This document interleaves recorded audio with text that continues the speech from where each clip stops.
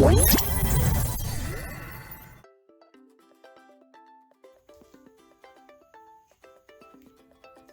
hello again. I've finally got the first one sent out on YouTube. I hope it went okay. Moving on to the second episode of Portuguese Utopia.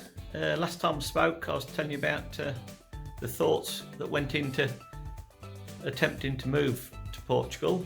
We moved on to the, not telling Kaz yet, my partner, but me in my own mind's eye working out what I needed to do next. I did start gathering up one or two bits and putting the word around to various people because do I buy stuff new over there, or do I take stuff over there that I wanted?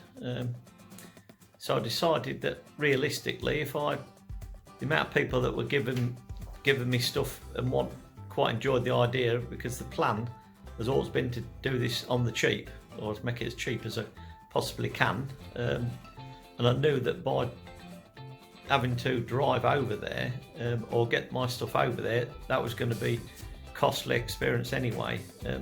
So what do? I see Cindy's just put, Cindy Vine has just put a vlog out on the subject of whether to buy or whether to deliver your own stuff.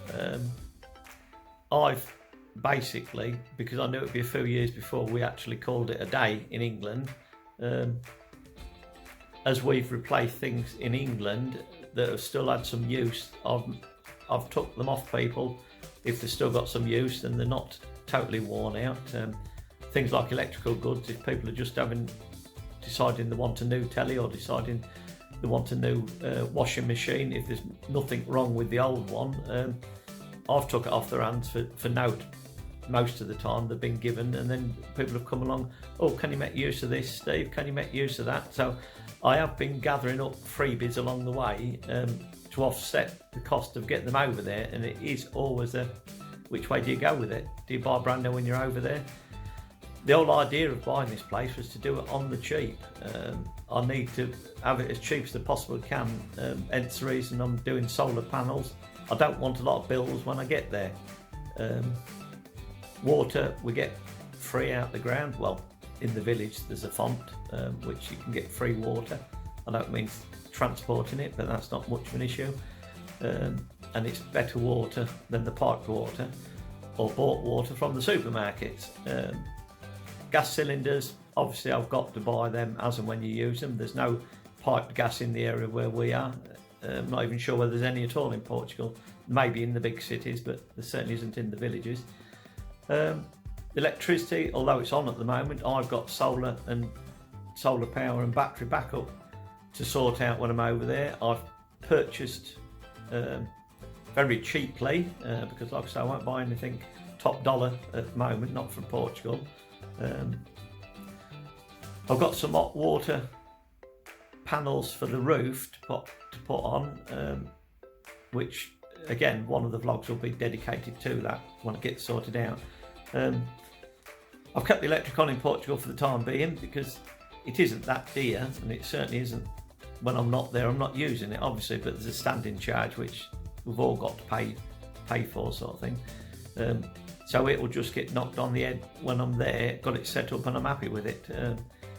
The solar panels in England, on the house in England, give me enough feed-in tariff back to give me a lump sum 3 times a year, which would allow me to use it, which is what I planned originally, for the transport to get me over to Portugal. Now, if that comes along 3 times a year in theory, and I'm using that money or saving it for my Portugal project, it's making the place in Portugal even cheaper and my holidays cheaper. So that's what we're happening.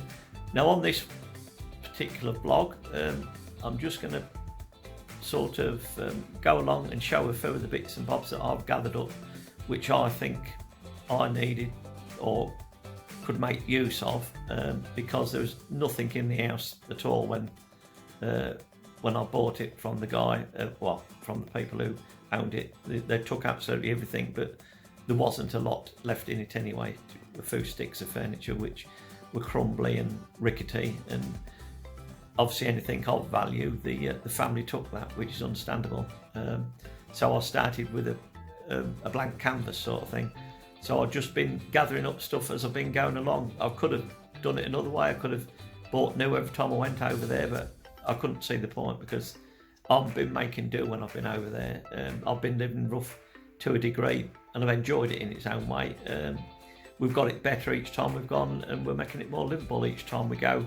If I get a big break over there time-wise, I'm sure I can really bring it on, you know, to probably almost to completion with the living aspect of it. And then the rest of it's the pottering around jobs, which is what I'm looking forward to, really.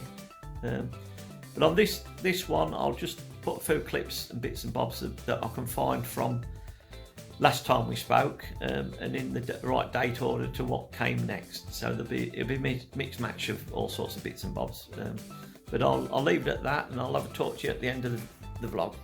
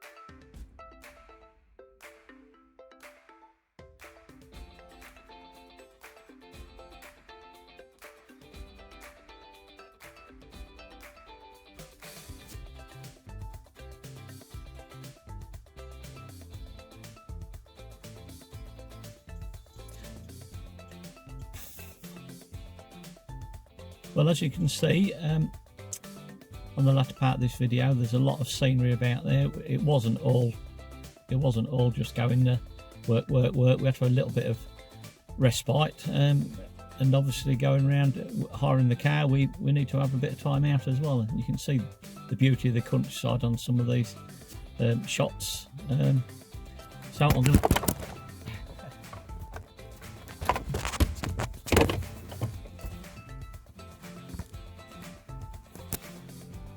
Right, sorry, I had a malfunction there with the camera, but I think we're back again. Yeah, like I was saying, that this the beauty of the countryside is there to be seen by everyone, and that's what we're aiming for at the end of the day. It can't be all work and no play, obviously. Right, well, I think probably this is going to be the end of this one. I will say that I suspect that, looking at the timeline and where we are with it all and everything, at the end of this episode, these episodes come every sort of, well, the footage or the visitations to Portugal come every 3-6 months, this sort of thing, and I haven't really dated them very well, but judging by the date order that I've got them in, it looks as though pretty soon the video footage is all of me in the house. Well, obviously by that time it's all bought and paid for, because you don't get the keys and have a look around the place like the footage shows you. And there's obviously no paperwork or no footage or video footage of the paperwork signing over, because it's what it is, isn't it? Legal wise, you just get on with it. So I suspect we're pretty soon coming up to the fun bit for me, my bits, because at the moment it's all been about Kenny's house, but obviously without Kenny's house, and that didn't give me I wouldn't have had the opportunity to come to Portugal and look around it and then fall in love with the area and the place. So I can never knock Kenny, and the fact that I was working on his house, it was a pleasure anyway. But pretty soon I'll leave Ken to his own devices, and I have to start looking at my own bits and bobs, and it's coming up pretty soon. So stay tuned, hit the subscribe button, as they always say.